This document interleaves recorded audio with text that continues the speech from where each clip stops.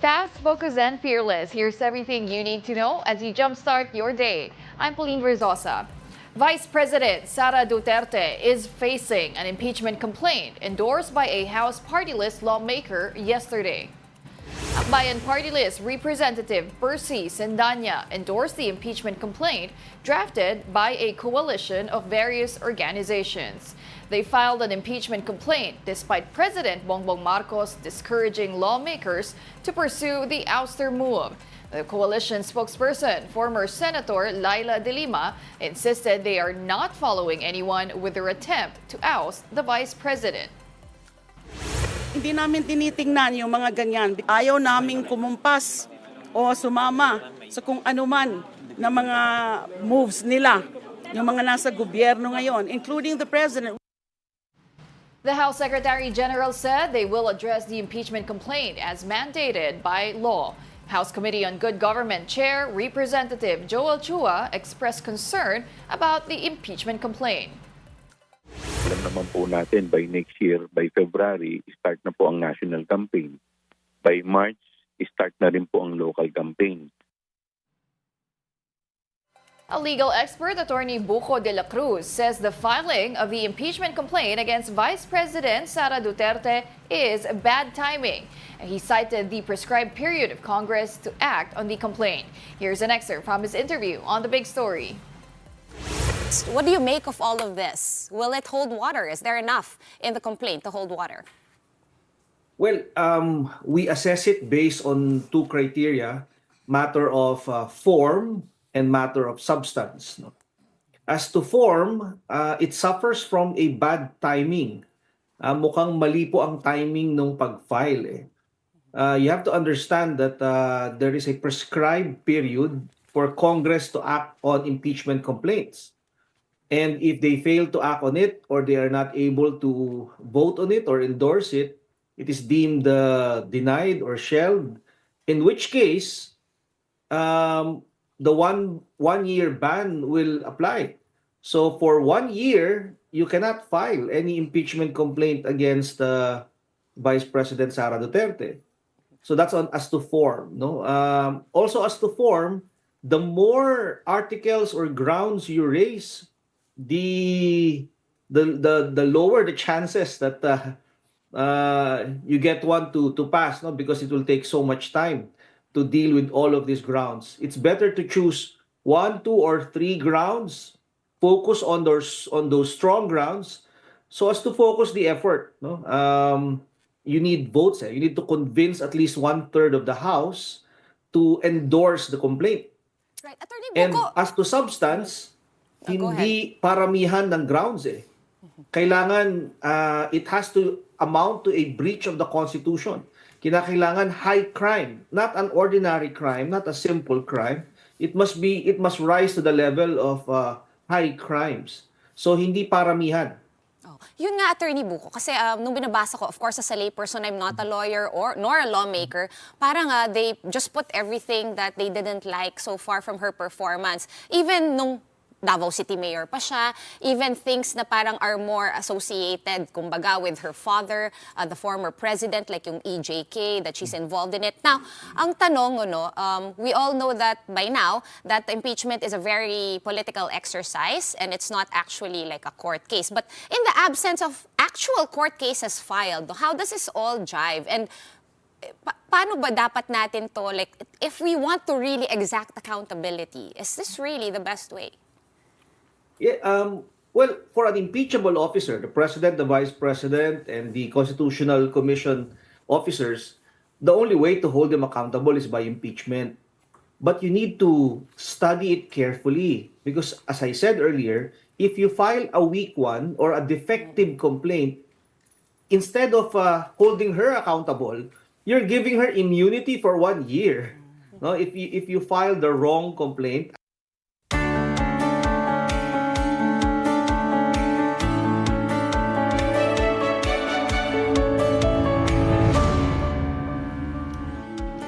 U.S. President-elect Donald Trump has picked his daughter's father-in-law, Massad Boulos, as his senior advisor on Arab and Middle Eastern affairs. In a Truth Social post, Trump described Boulos as instrumental in building new coalitions in the Arab American community. The Lebanese-American businessman was also essential to Trump's campaign in Arab American community in Michigan.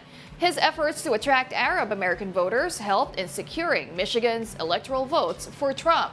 Boulos said Trump will bring peace to the Middle East, despite the president-elect not offering any concrete details about it. Meanwhile, outgoing U.S. President Joe Biden pardoned his son Hunter despite previously vowing not to use his presidential powers for his family members. Now, this move came weeks before the younger Biden was set to receive his punishment for his federal felony on gun and tax convictions. Biden and the White House previously insisted that pardon is out of the table. However, the president insisted now that his son's case was an example of raw politics that led to a miscarriage of justice. We'll be back with more stories after this break. Keep it here on One News.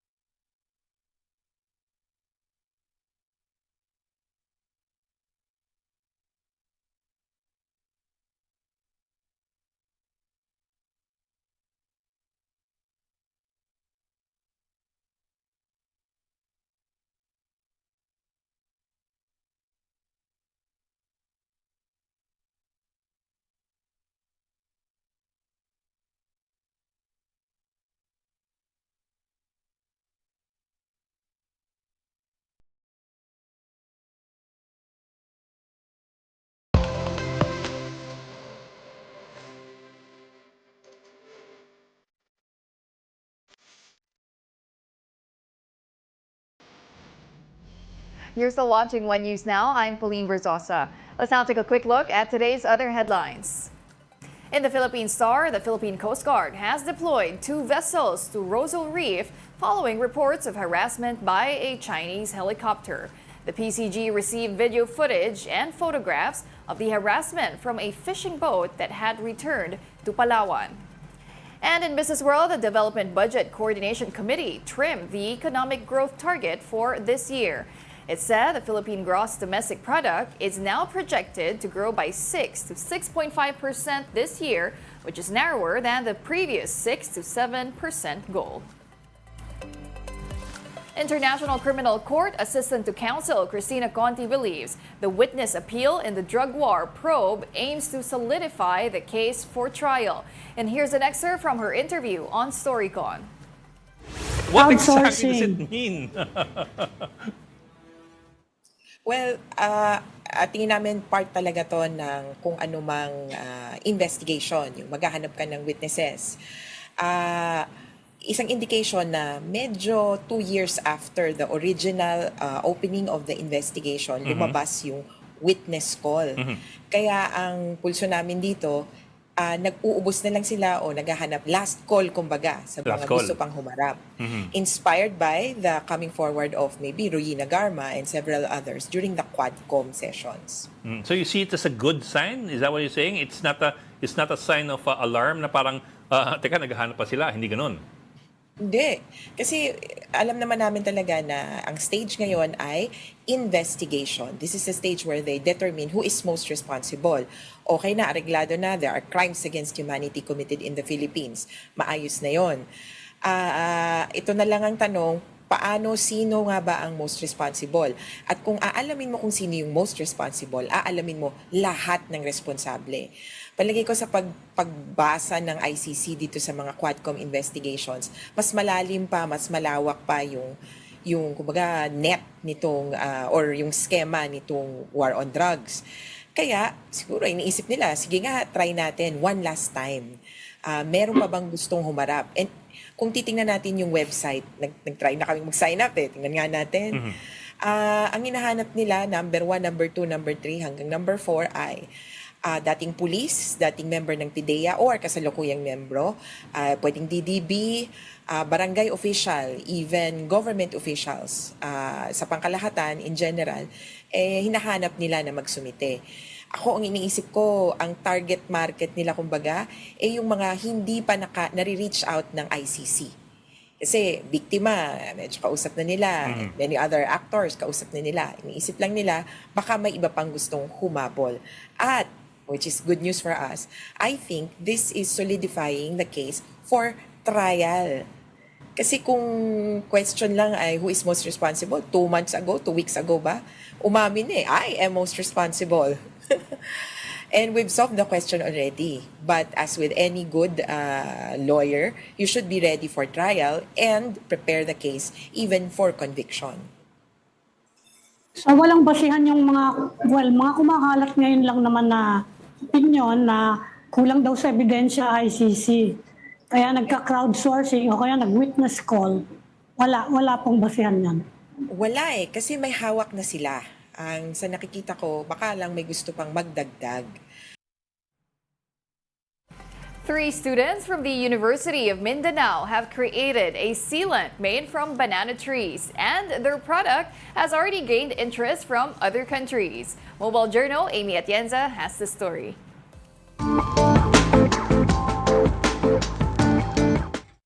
Tatlong estudyante mula Mindanao ang nakaimbento ng makatutulong daw para mapatibay ang mga istruktura. At gawa lamang ito mula sa puno ng saging. Hindi na bago ang paglindol sa Pilipinas, lalo't nasa Pacific Ring of Fire ang bansa. Pero pinsala pa rin ang iniiwan sa ilang istruktura tuwing may malakas na pagyanig. Isa na riyan ang tumamang 6.6 magnitude na lindol sa Mindanao noong 2019. Kaya dito nagmula ang konsepto ng IYAMA Build na thesis ng 3 mag-aaral mula sa University of Mindanao. Ang IYAMA Build ay isang uri ng crack sealant na pwedeng ipantapal at pampatibay sa mga nagkabitak na pader. Ang napili nilang pangunahing sangkap, ang banana pseudostem fiber, isang agricultural waste na kadalasang ginagamit lang sa mga produkto tulad ng mga bag, carpets at face mask. We tried actually several na mga agricultural waste, but we found out for sustainability, mas maganda ang banana pseudostem. When I say sustainability in terms of stream of supply. At the same time, yun yung among sa na-test na agricultural waste fibers, siya yung may pinakamagandang mechanical strength when it was mixed with concrete. Dahil sa ganda ng kanilang imbensyon, pinadala na rin sila sa Dubai at kinilala bilang isa sa mga proyekto ng Prototypes for Humanity.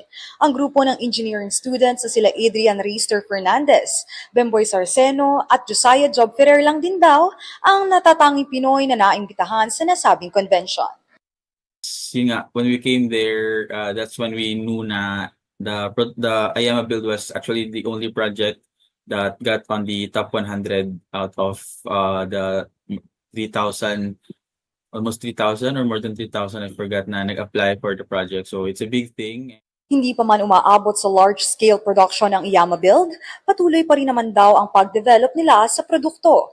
Dahil naniniwala sila sa laki ng potensyal nito, hindi lamang para maagapan ang mga microcracks, kundi para na rin makatulong sa ating kalikasan.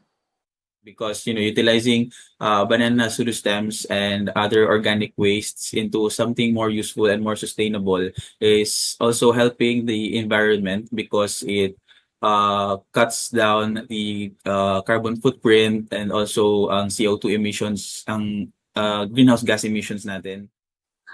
Sa oras ng pangangailangan, anumang edad, talagang lumalabas ang husay ng tao para makatulong. Mobile journalist Amy Atienza po, hatid ang mukha ng balita.